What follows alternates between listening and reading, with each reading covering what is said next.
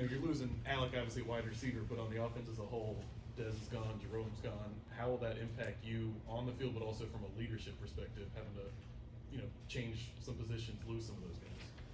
Yeah, Alec and Dez, Rome, they're all great guys. I was here with Alec and Dez. Rome obviously got here a year or two ago. So, I've been around those guys a lot. I've learned a lot from them. From a leadership standpoint, yeah, like they left a big imprint on this program, and learning from those guys, especially Dez, coming in, I think it was a year after his redshirt freshman year, just seeing how he evolved as a leader. Same thing with Alec. When I got here, he just exploded his sophomore year, and just seeing him, how he groomed the room and how he addressed us, and yeah, I'm grateful that I got to be both of their teammates. We talked about your goals, I don't know, June or July, whatever. What are those goals now? I mean, not just on the field, but off the field, because you'll be expected to take on a larger role this year. Right. Yeah, I actually haven't really thought about that as much. I'm obviously excited for Springball. I'm excited to get to compete.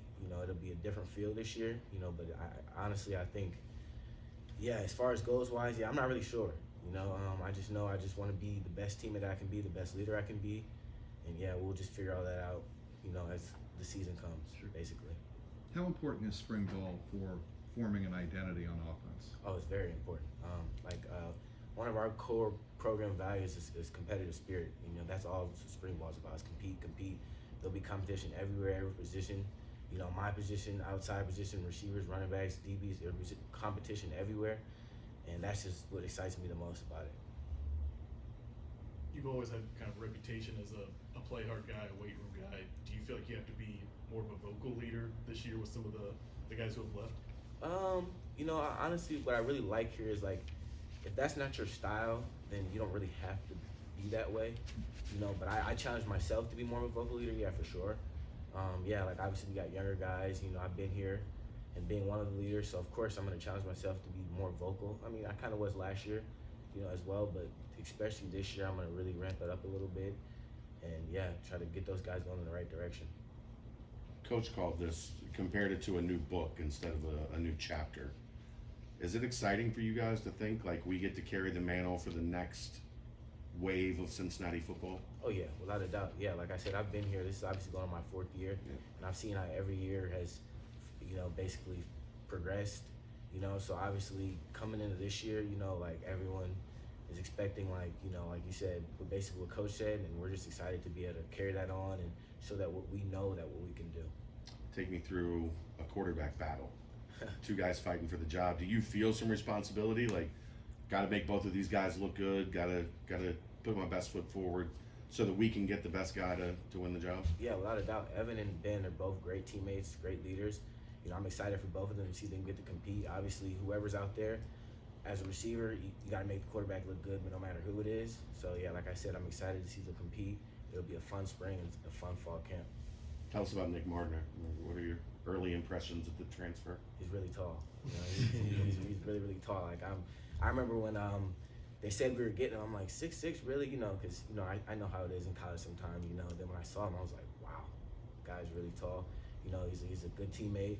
He works hard. I'm excited to see him and Coach Brown, get his hands on him. And, yeah, he's going to be a big, big asset for us this year. Evan and Ben have a little bit of different skill set. Does it change how you play at all when one guy's in versus the other? No, not really. Like I said, as a receiver, your job is to make the quarterback look good no matter who it is. So if it's Ben, Evan, whoever, like I said, our job is to make him look good. How much do you look forward to having an expanded role in the offense, being more of a go-to guy? Really excited. I kind of take that upon myself, because obviously in the years I played quite a bit. And, I've had a role, but this year, I'm mentally preparing myself for it. Not that I can't handle it, but mentally preparing myself for it. I'm excited, just to be out there, majority of the time. Get in the backfield at all? Hey, I'll go wherever they want me to go. Corner? I mean, that might be up to Coach Big. I don't know. I mean, hey, I can tackle. I play gunner, a little bit. So, yeah, wherever they want me to play, I'll play. You're regarded as one of, if not the fastest guy on the team. How much will you be looking at the combine, especially those 40 times? Oh yeah, I'm definitely gonna be looking. I'm obviously excited for Dez, all those guys, AP. You know, we kind of chit chatted a little bit to see what they'd run and stuff like that. But for me, you know, like you said, like speed is my thing. So I'm gonna be paying very close attention to like what all these guys run, and we'll run ours this summer, and then we'll compare the two basically. Speaking of, How meaningful is it to have a position group coach like Mike Brown, who's kind of been there before? What does that do for your future? Man, I can't tell you how thankful I am for him. You know, when I came in, I was just like a very fast guy. You know, I didn't have really that much mechanics, you know, and like I got recruited by someone else actually. So when he came in, you know, obviously he was new, but like the feeling that he brings, you know, the energy, he's a young guy, you know what I'm saying? Like it's crazy, like, you know, we'll be playing music and, you know, we're all listening to the same music and just stuff like that. And great teacher, and it's crazy because he wears shoes, but when he gets out there and does the drills, you're like, man, like he still got it. So you like, man, if he can do it in shoes, I can do it in cleats. So yeah, he's been a big, you know, I can't thank him enough for like obviously my progression and still to this day. So yeah, I'm thankful for him. You ever see him on the basketball court?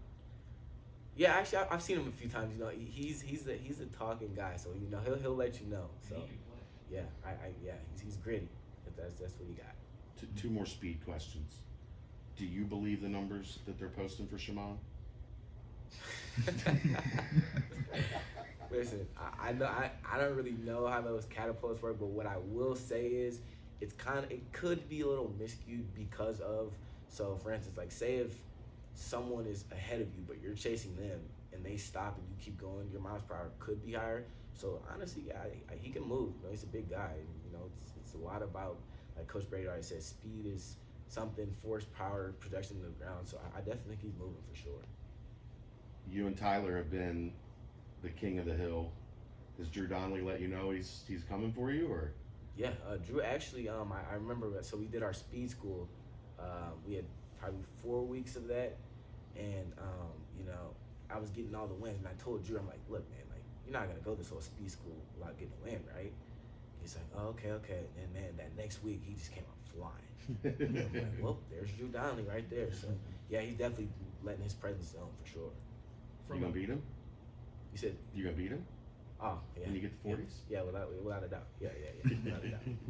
From an expectation standpoint, you've seen a couple levels for this program since you came in. Right. Last year, obviously, kind of being the highest.